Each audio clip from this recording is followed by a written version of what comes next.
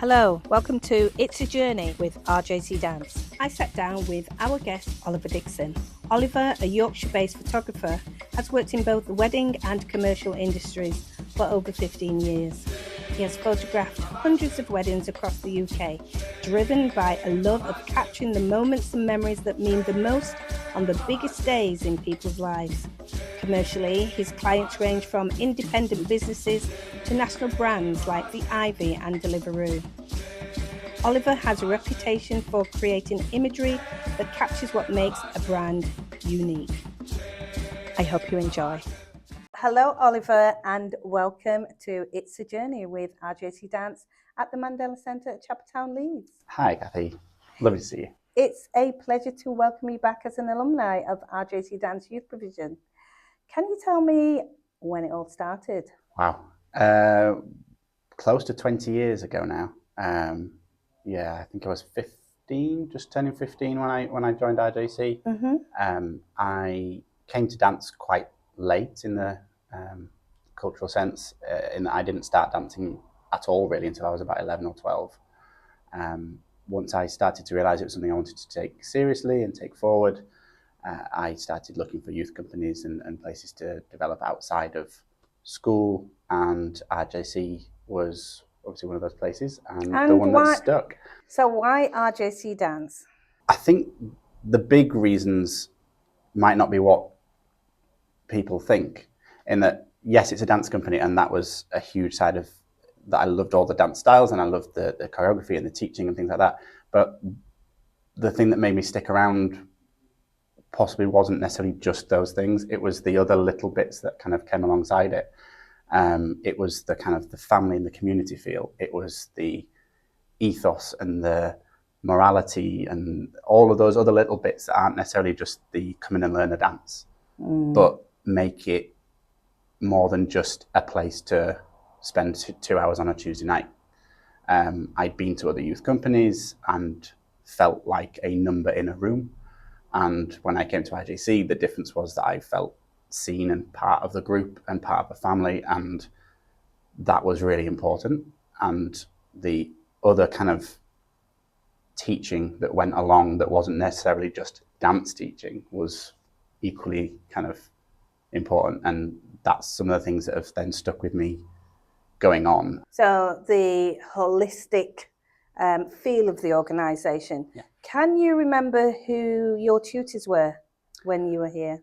Di Napoli was primarily who was running the classes. We had other people dipping in and out as well. It has been quite a while, so I'm a little fuzzy on some of the names. But yeah, Di Napoli was really the kind of the figurehead that was in the room. And how would you describe Mr. Di Napoli Clark?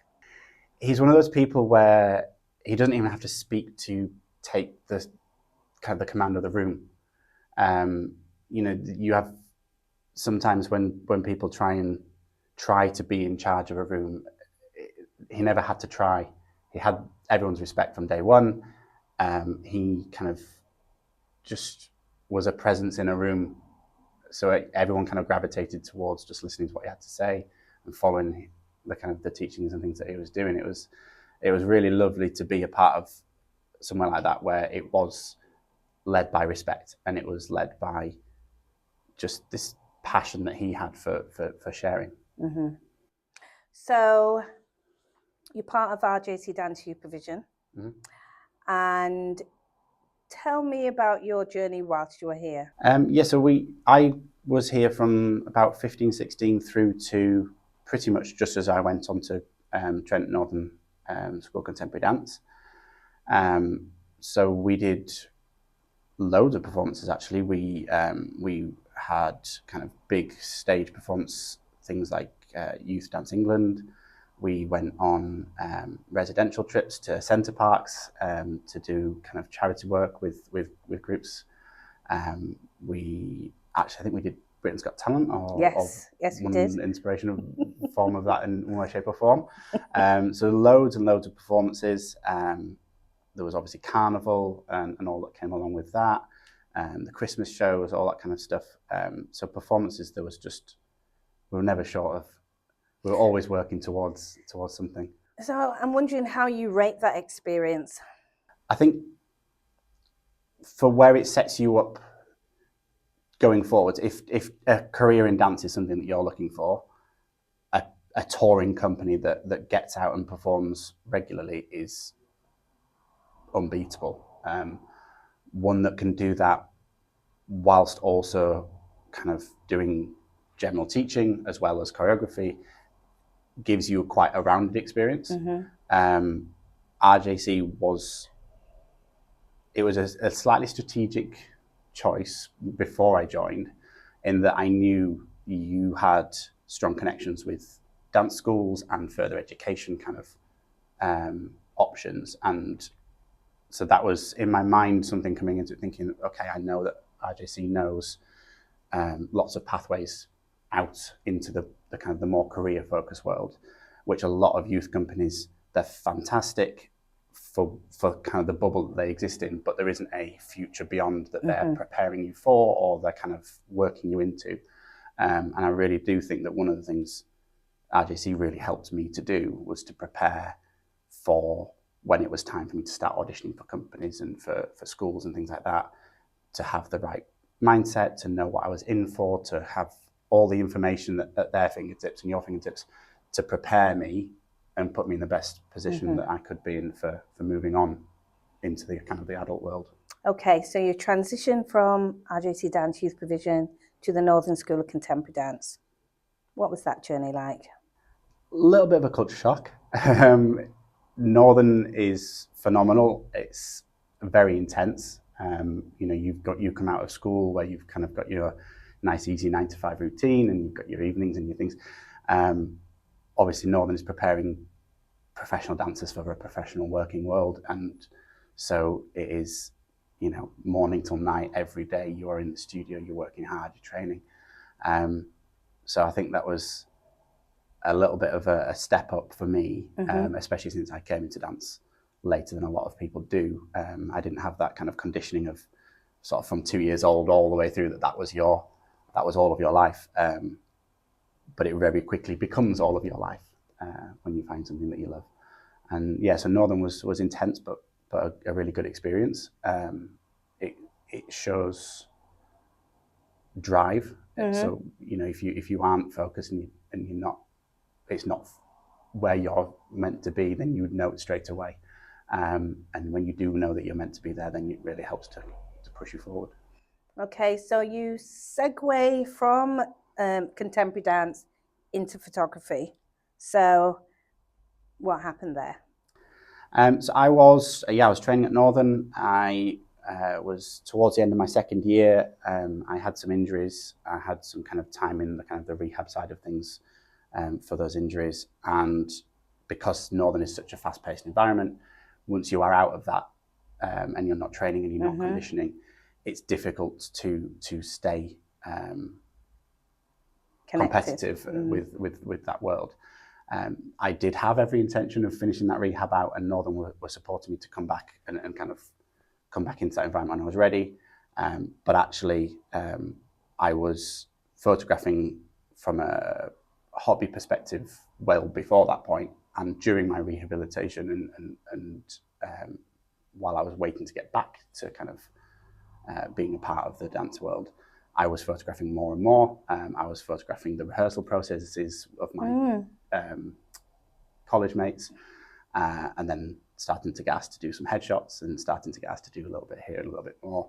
And by the time I had actually recovered enough to go back and restart the year, I was pretty much working full time as a photographer. So how long were you out of action? I think it was about 7 months, 7 or 8 months. I kind of finished up the March, April time, and the intent was to go back in the September. To start the second year again. Yeah. But by that point, I was essentially working full time. Looking through a different lens. Yes, very much. So tell me how you got into photography. Was it always a hobby prior to dance? Yes. I mean, my granddad was a huge photography enthusiast. Right the way through his life, he would take pictures of absolutely everything. even when you wanted him to put the camera down, he wouldn't. Mm-hmm. So I guess I was always that was always in the background. And from my early teens, I had a little kind of beginner professional camera, and I would annoy my school friends and take lots of pictures at schools and things like that.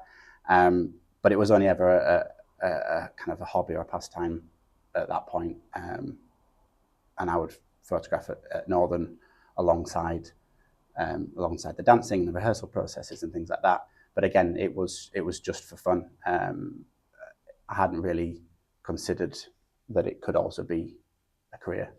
So you have undertaken dance training. You're now a professional photographer with your own business. That's an amazing achievement. Thank you. Yeah, it wasn't where I saw my career kind of going when I was a teenager, but then I think most people would probably be able to agree with that statement. I think a lot of people change their minds, especially when we're younger. I think it's the right place for me, and I have done now for the last 15 years.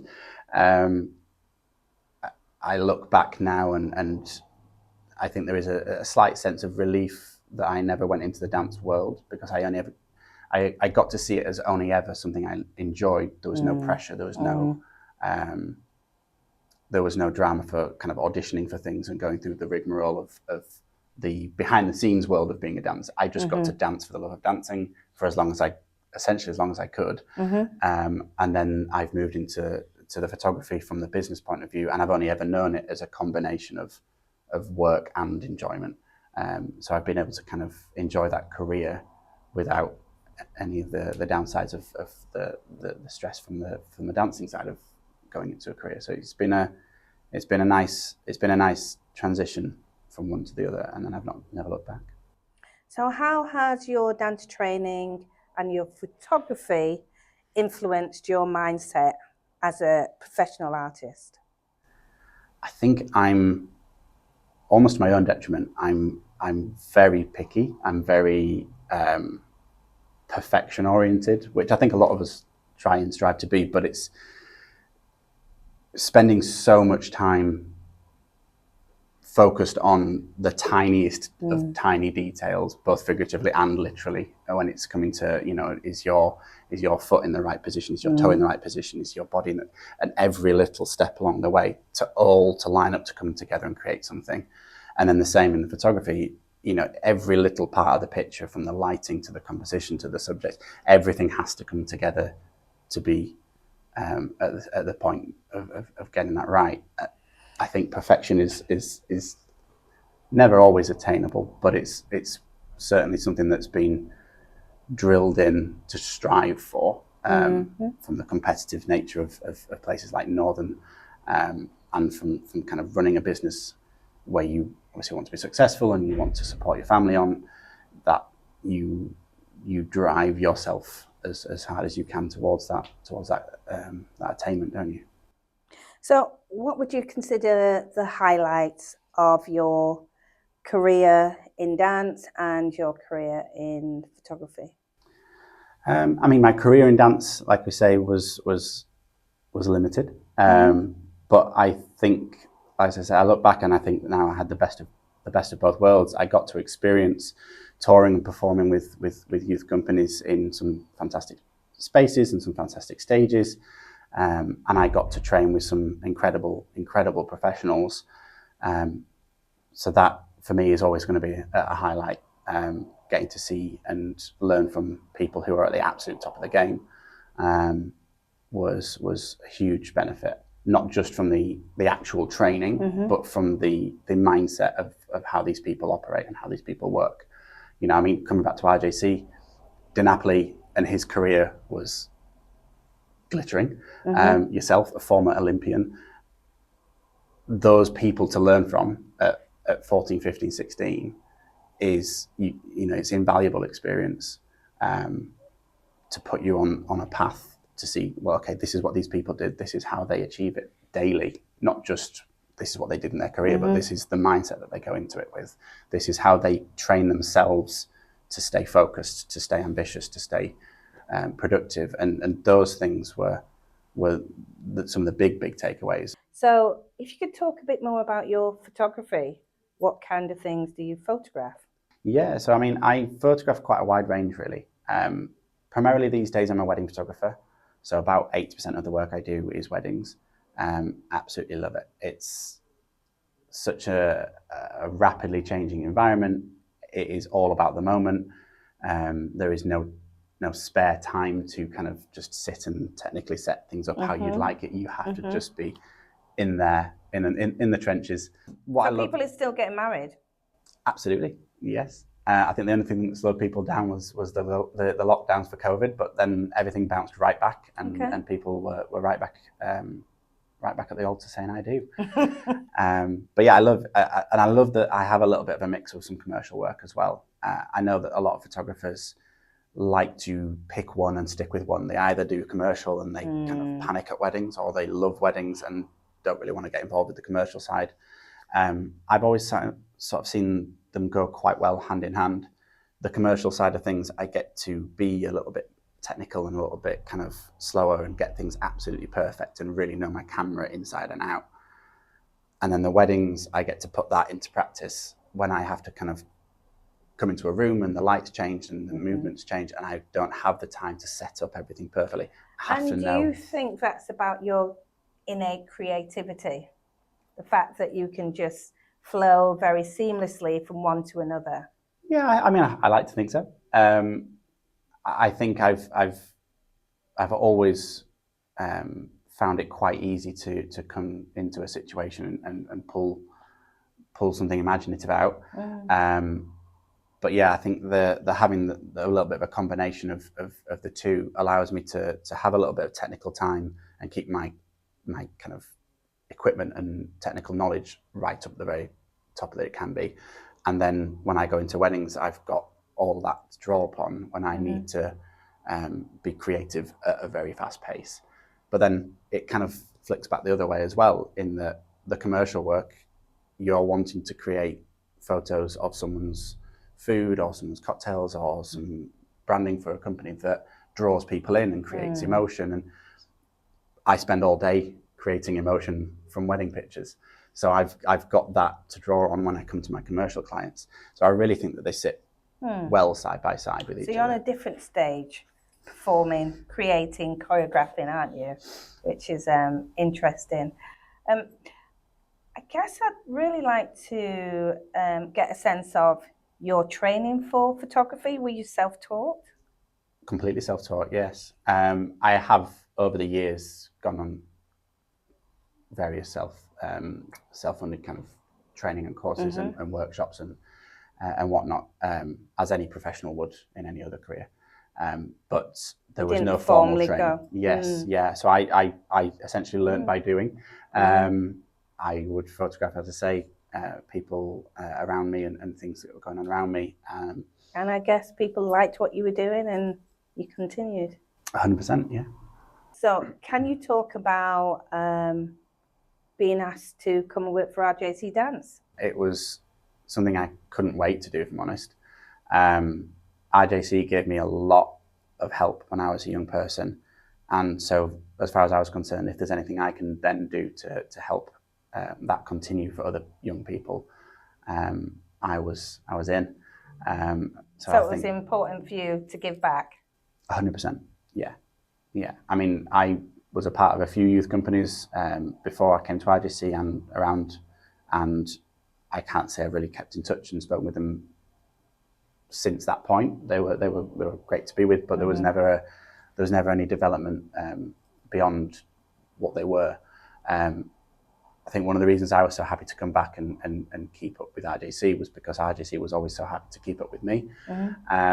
It wasn't that I was kind of dropped up the door of Northern and that was a goodbye. You guys always checked in and you know, if there's anything you guys could do to help further my career and if there's anything you could do to help me. So coming to help you guys was an absolutely no-brainer. Oh, it was, and we were very proud to have you here. So Oliver, what would your advice be to any young person, young adult who wanted to start their own business? I'd say a few things. Firstly, don't kind of just rush into things. It can be really, you have an idea or you have a passion for something, it can be really exciting and you can be quite impatient to get out there and start doing it straight away. And while that's not a bad thing to get some experience, have a bit of a plan about what you want to do and how you want to achieve your goals. Just so that as you do go out into the world and you get started, whatever that business might be, you have something that you're aiming towards rather than kind of just bobbing and weaving with how What's the wind kept you goes. going? What's been your drive? What's been your motivation? I always wanted to be able to support my family with my career. So my work supports, my wife works with me now, which I love. It supports our whole family, and that is, for me, that's absolutely fantastic. It allows us to have a lovely work-life balance.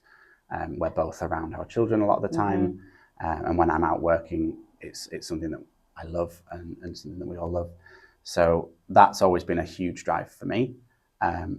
Also, just personal success of achieving something really that I'm proud of. So as long as I'm going out and creating work that I absolutely love and that clients love, and I'm happy. Oliver Dixon, thank you very much for speaking to me Thank you very much, Kathy. on It's a Journey.